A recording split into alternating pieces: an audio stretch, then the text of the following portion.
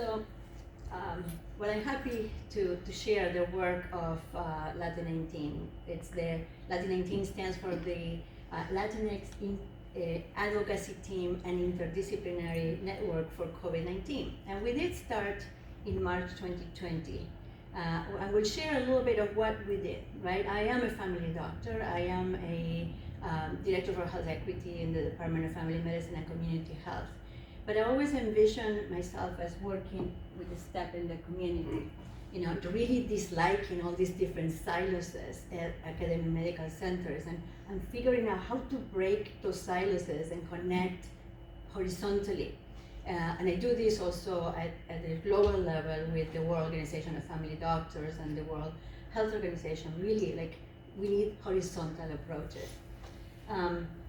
So when the COVID-19 pandemic hit, it highlighted deep inequities that were affecting the Latina community. If you look at this slide that comes from the World Health Organization, you look at factors leading to increased vulnerability. And those are factors for increased vulnerability in times of crisis. And I will argue that communities like the Latina community and many other minoritized communities live in times of crisis on a regular basis. So, but what are the factors? You know, you think of, well, lack of clean water and sanitation, poor access to healthcare and services, food insecurity and malnutrition, marginalized and underserved communities, or people who are living or working in overcrowded or insufficient infrastructures, those who are highly dependent on informal economy and daily wages, and those that are living in armed conflict and violence. When the COVID-19 pandemic hit, the Latino community was also in feeling that it was also about a weak system of health and social governance. It was during a time when government decided, a national government decided that immigrants were really not well liked, and especially Latino immigrants, the bad hombres coming from south of the border. So it was really a moment of all of those factors leading to increased vulnerability at the Latina community. So Latin 19 was born in March 2020 out of a collective passion to support the Latina community. I have a hard time, I think of La Comunidad Latina on a regular basis, right? So it's like La Comunidad Latina and amplified voices of the Comunidad Latina, right? The idea that communities always have a voice. We're not there to give them a voice. We're there to listen and to elevate the voices of communities that health systems and government are often not paying attention to. Now, during those meetings, so we started meeting in March of 2020.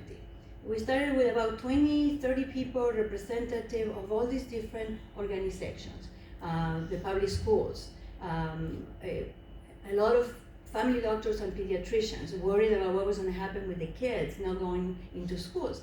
The world shut down, and then these communities trying to figure out, and there was no information in Spanish to approach the community. So we started 3 years ago. We just had our anniversary, and 3 years later we're still meeting. We started with 20 people. We peaked at 107 people meeting at the same time every Wednesday at noon. And during those meetings, you hear all these different stories. For example, this was during a really broad peak. I had never been approached by people, directors of the intensive care unit. Suddenly, a few of us Latinas in medicine became the leaders of this pandemic response, and we will hear from the intensive care unit colleagues say, Viviana, we don't understand what is going on, that we used to have maybe one person that spoke Spanish a month, and now the majority of our patients hospitalized right now, and this is June of 2020, speak Spanish only. So, and families finding that disappear. Those who were disappearing to the system, a family will call an ambulance, and people will, and the families will not find them. They will call all the different hospitals in the area, and they were not there. Often admitted under the wrong name, transposed names, or Hispanic John Doe, lots of different variations. So during those meetings, we will hear the conversations That is a picture of one of Yolanda Guzman, a chief resident in internal medicine, listening to the stories of the community, what community was sharing during the Latin 19 meetings, then going on to create new ways of working in intensive care unit. That community conversation, making sure that we are democratizing the information, getting the information out there for everybody to share. The information that we share, that we heard of, what the community has shared with us, has allowed us to create lots of different information, public service announcements, research proposals, etc., leading to what we did. I call it the Tábano effect. We became tábanos. Tábanos is a nice name for horseflies. It's the idea of like, you're biting and biting and biting until finally decision makers are hearing what you were talking about. Finally, we start getting support and systems are changing. We thought ourselves, our mission is to transform health systems and hopefully government. We are working at all these levels. We're also utilizing a endemic orientation. COVID-19 was one of them, but there's so multiple epidemics hitting our communities. And so we used Dr. Rosa Gonzalez Guarda approach. She is a professor at the School of Nursing and works on the Ser Hispano project, looking at all the different epidemics hitting our community, structural and social drivers, acculturation stress, and then what are the factors for resilience. Partnering with communities and with the support of few different foundations, we've been out all over, from rural to urban centers. We did COVID-19 vaccines, testing, when nobody else was putting testing where it needed to be, where the community actually lives. When health systems follow their regular patterns, we went outside of those patterns. Community health workers really impacting the work that we're doing. Community health workers getting out into the community and bringing conversations.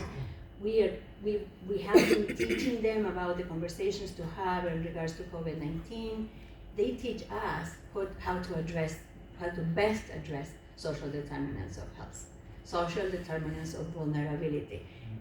Communities shouldn't be determined to have poor health, right?